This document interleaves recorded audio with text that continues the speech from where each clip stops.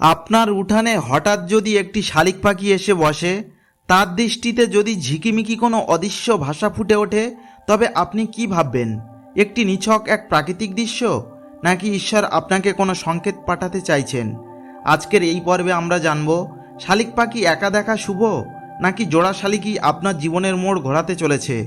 শতাব্দীর পর শতাব্দী ধরে মানুষের মনে গেঁথে আছে এক বিশ্বাস, যদি একা শালিক দেখা যায় তবে বুঝে নিন কোনো দুঃসংবাদ অপেক্ষা করছে, আর যদি জোড়া শালিক আসে তবে হয়তো সংসারে আসছে পরিবর্তনের হাওয়া। কিন্তু এসব কি শুধুই কাকতালীয়, নাকি প্রকৃতির ভিতরে লুকিয়ে আছে এমন কিছু ভাষা যা আমরা শুনতে পাই না, কেবল অনুভব করি? ভগবানের লীলা বিস্ময়কর। তিনি আমাদের সঙ্গে কথা বলেন না মুখে, তবে পাঠান সংকেত, পাখির ডানায়, পাতার শব্দে, হাওয়ার সুরে।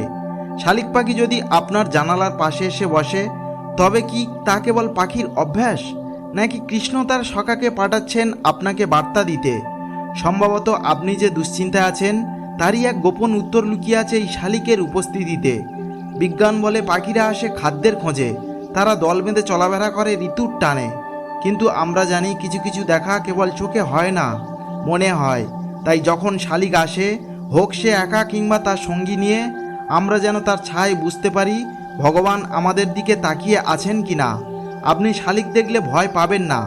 আপনি যদি নিজে সত্য পথে থাকেন, তবে ঈশ্বরের পাঠানো প্রতিটি পাখি আপনার জীবনে শান্তির বার্তাবহক।